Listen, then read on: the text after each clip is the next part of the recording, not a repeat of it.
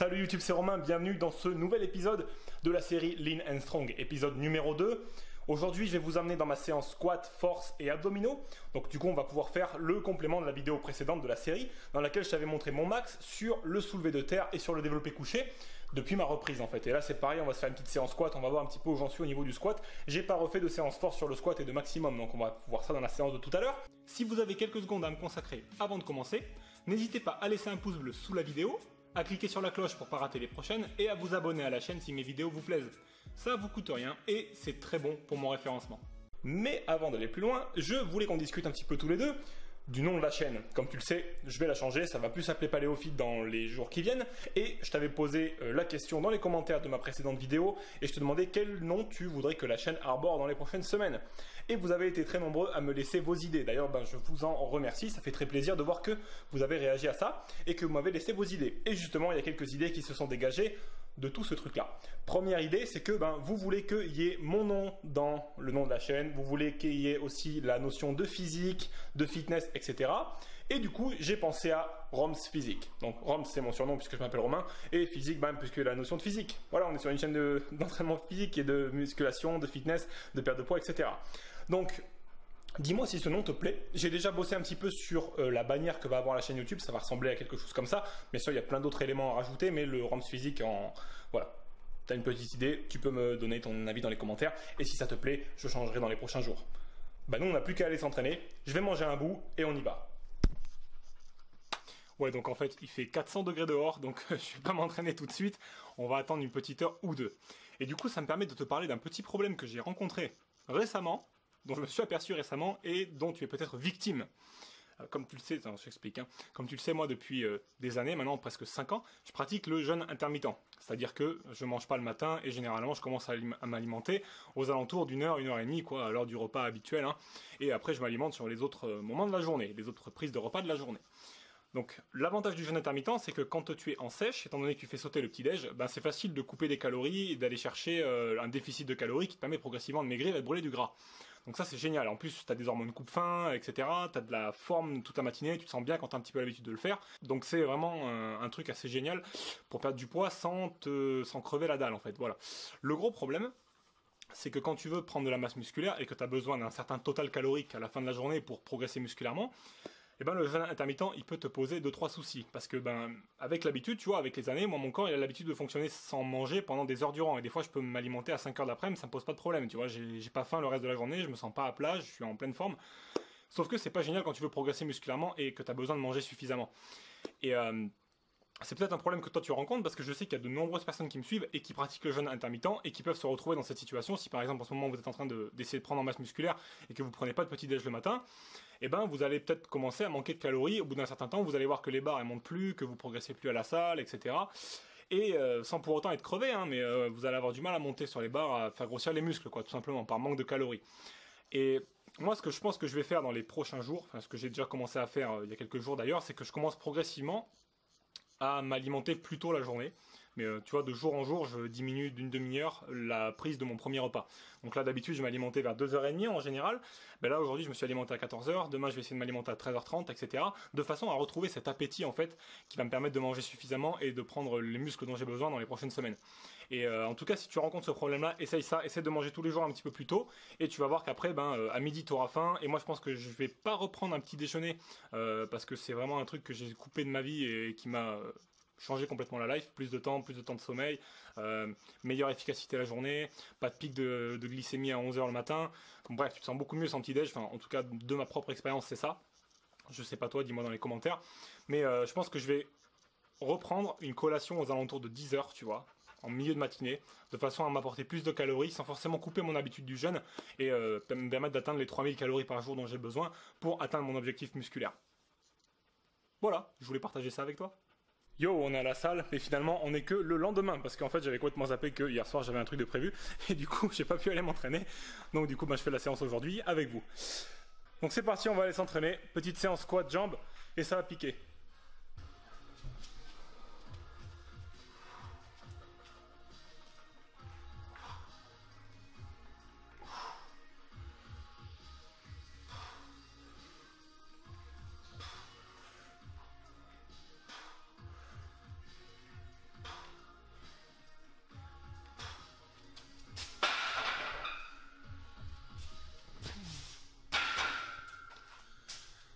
Petit échauffement tranquille. Salut. Faire monter un petit peu le poids et après on va voir jusqu'où on peut aller.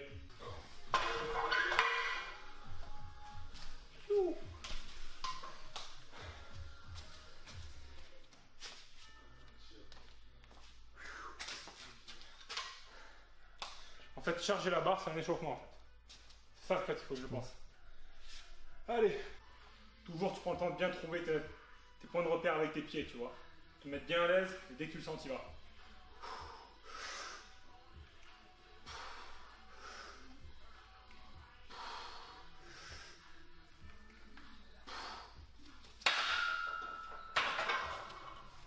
Good. Bon, on commence à être un peu plus sérieux. 110 kg. Là, je vais faire que de une rep en une rep maintenant, tu vois. J'ai fait série de 7, série de 4 pour monter un petit peu. Et là, je vais faire que des 1-1-1-1 jusqu'à ce que je trouve le point où je peux plus. Mais franchement, je pense pas faire une grosse perf dessus, tu vois. Je pense que c'est le mouvement où je vais avoir le plus perdu parce que c'est vachement, je sais pas, c'est vachement spécifique le squat. Quand tu t'entraînes pas en squat force pendant un moment, t'as beau faire ce que tu veux à côté, que ce soit des presses, des choses comme ça. Le squat, c'est le squat, tu vois. Bon, 110. Facile. Facile. Facile. Là, facile. Allez, là. On va la mettre pour les prochains 7. Une ceinture, tu vois, ça sert pas à te protéger du mal de dos. Ce qui te protège du mal de dos, c'est ta capacité à faire le mouvement correctement, tu vois. Pas partir en tous les sens et tout ça. La ceinture, elle te sert à faire de la pression à l'intérieur de ta cage thoracique.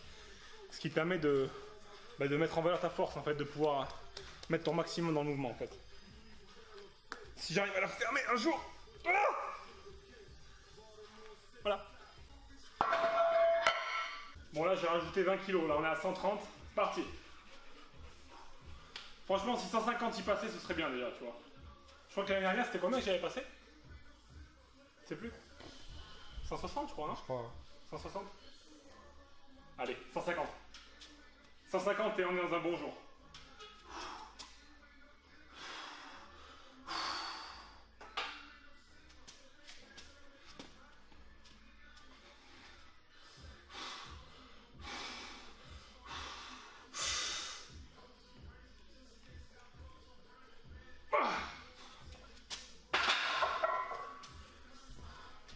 Et tu vois, 130 ça va. Mais je sens que ça commence à, tu vois, être un peu corsé. Allez, 140, parti. Là, je vais m'acheter une ceinture à clip, tu sais, ou claque, tu vois, parce que ça, c'est trop chiant. Tu passes ton temps à la remettre, à l'enlever. Je fais des serrés d'un cran, là, tout à l'heure, ça m'a un peu défoncé, quand même. Là.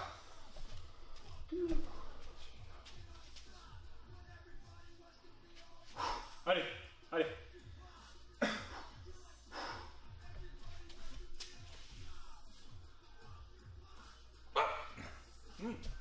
C'est lourd. Oh.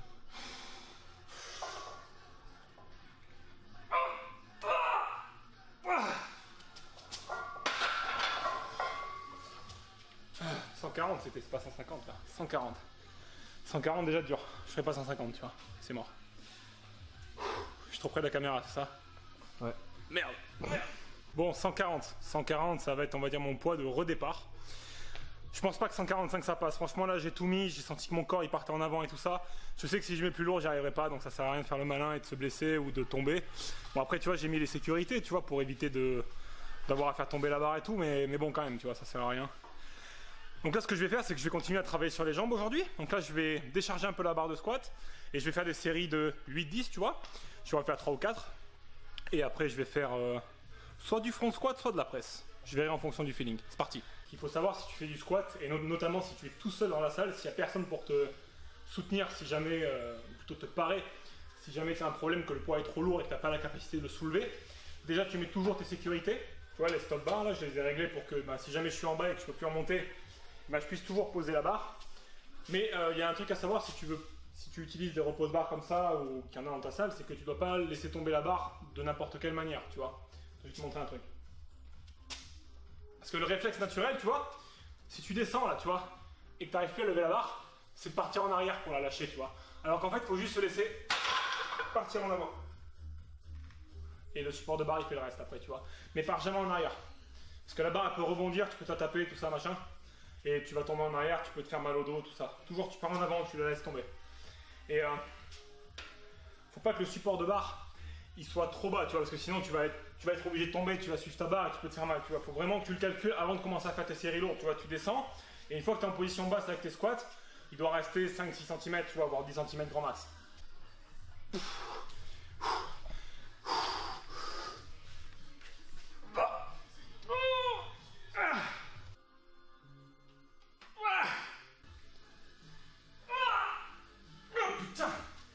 Le squat c'est la vie. Allez, front squat. Donc front squat c'est pour les jours où tu es motivé, tu vois, parce que front squat après le squat c'est le suicide leg day, tu vois.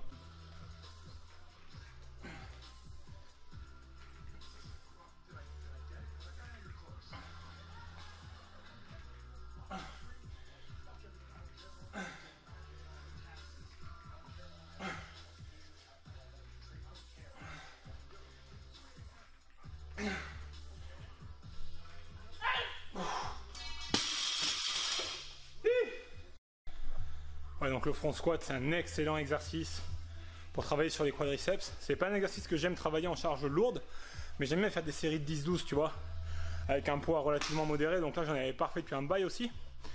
Donc je me suis remis sur du 50 kg, tu vois. Et bon, après la force au squat, après les séries de squat, ça tape bien, tu vois. J'ai des crampes aux jambes quand je finis mes séries, donc c'est que tout va bien.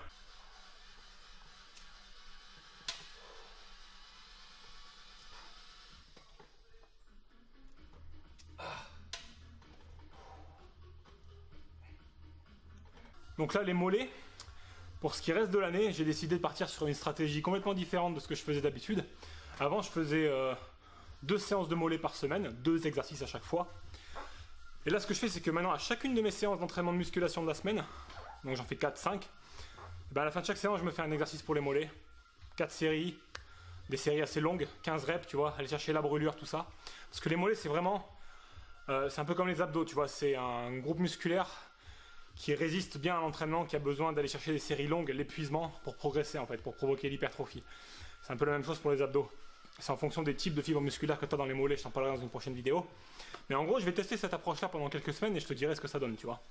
Bon les amis, petite séance jambes terminée, petite séance jambes complète. Moi j'ai fait un petit peu de force, que je fais pas forcément d'habitude sur une séance où je fais des séries longues après, mais c'était pour vous montrer où j'en étais sur le squat, puisque dans la précédente vidéo je vous avais montré où j'en étais sur le soulevé de terre et sur le développé couché. Et je voulais faire le complément avec le troisième mouvement de force de base en fait, et vous montrer où j'en étais. Donc 140 au squat, là j'ai pris une branlée, on va le dire clairement, parce que 140 c'est vraiment pas beaucoup. Si tu fais un petit peu squat depuis quelques temps, ça fait pas gros. Mais bon, c'est une reprise sur ce mouvement là, donc je m'attendais pas à faire des miracles non plus. Et maintenant il n'y a plus qu'à progresser sur ces 3 mouvements là. Alors comme tu le sais, moi mon objectif, et je t'en avais déjà parlé il y a quelques temps, bien avant ma blessure même, c'est d'atteindre un total de 500 sur mes 3 mouvements de force. Donc en gros, je crois que mon score c'était 430 ou 440, quelque chose comme ça.